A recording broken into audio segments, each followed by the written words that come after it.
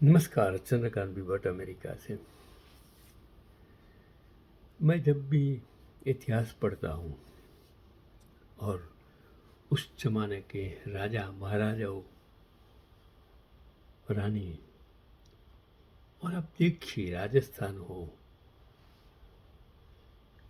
तो वहाँ और गुजरात हो तो उस जमाने में कहा जाता था आही रानी, नागरानी। और राजस्थान की स्त्रियाँ बहुत रूपवान होती थी। और उसका किस्सा आप सभी ने रानी पद्मिनी का सुना है। और वो राजा महाराजा आज भी आप गायकवाड़, बड़ौदा के महाराजा, और उसके बारे में आप जानते हैं। तो जयपुर की महारानी गायत्री देवी को दुनिया की सबसे खूबसूरत राजकुमारी कहा जाता रहा, जिनका सुंदरता पर ब्रिटिश राज परिवार के लोग भी फिदा थे।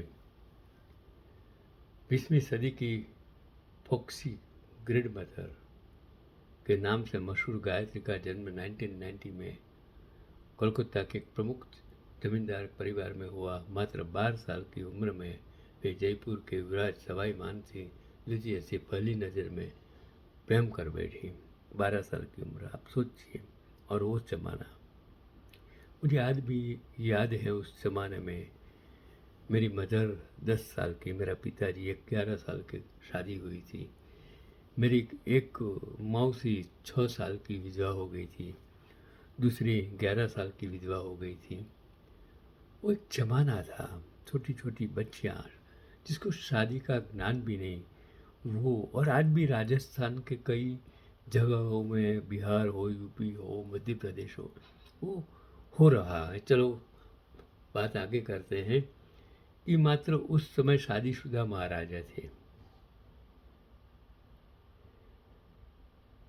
1940 में 21 साल की उम्र में उनसे विवाह रचाकर उन्होंने इतिहास रच दिया, जो राजसी परंपराओं को चुनौती देने वाली प्रेम कहानी बनी। और वो भी प्रेम की शुरुआत और विवादास्पद शादी कैसे हुई।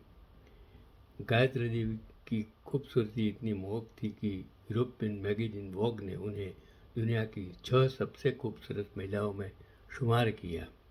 और लंदन के स्कूलों में पढ़ाई के दौरान उनकी आंखें, चाल ढाल और शाही अंदाज ने सबको आकर्षित किया। जयपुर के महाराजा सवाई मानसिंह पहले ही 2 शादियां कर चुके थे, लेकिन गायत्री के प्रेम ने उन्हें बांध दिया। शादी के समय ब्रिटिश सरकार ने विरोध किया, पर प्रेमी जोड़े ने हार नहीं मानी। और शादी के बाद गायत्री जयपुर के सिटी पैलेस में रानी बनी, जहां उन्होंने पोलो, घुड़सवारी और शूटिंग में महारत हासिल की। उनकी शादी ने भारतीय राजघरानों में क्रांति ला दी, क्योंकि विधवा विवाह और दूसरी शादी तब वर्जित मानी जाती थी। गायत्री ने 3 संतानें पैदा की, भोपाल के पूर्व राजा जगत सिंह, दुर्गा और प्रेम। और महाराजा के निधन के बाद उन्होंने राजनीति में कदम रखा और जयपुर से लोकसभा सांसद बनी।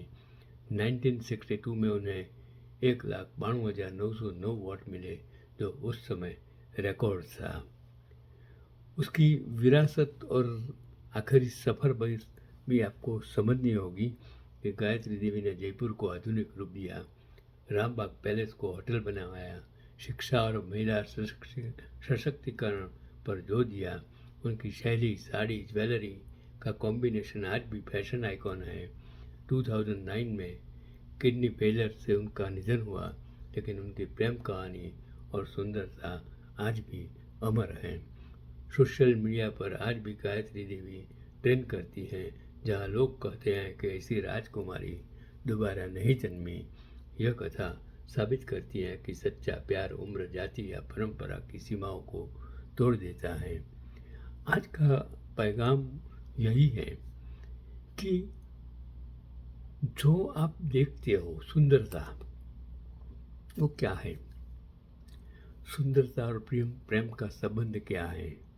कोई चीज़ सुंदर होती है इसके लिए आप प्रेम करते हैं, या आप प्रेम करते हैं इसके लिए कि वो चीज़ सुंदर होती है? वो आप पर निर्भर करता है। कभी कोई इंसान सुंदरता उसके कर्म और कर्तव्य पर समझते हैं, तो कोई उसका चेहरे की सुंदरता को सुंदरता कहते हैं। प्रेम कभी सुंदरता नहीं देखता और सुंदरता कभी प्रेम नहीं, और कभी इसमें इस बीच जब काम वासना आ जाती है तो सुंदरता और प्रेम का संबंध टिक नहीं पाता है। यही आज का पैगाम है।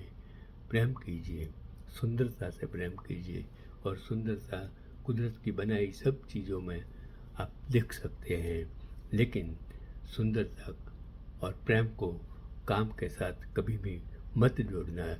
जब आप काम के साथ जोड़ देंगे तो सुंदरता और प्रेम शब्द का अर्थ ही नहीं रहेगा। यही आज का पैगाम चंद्रकांत बी भट्ट, अमेरिका से।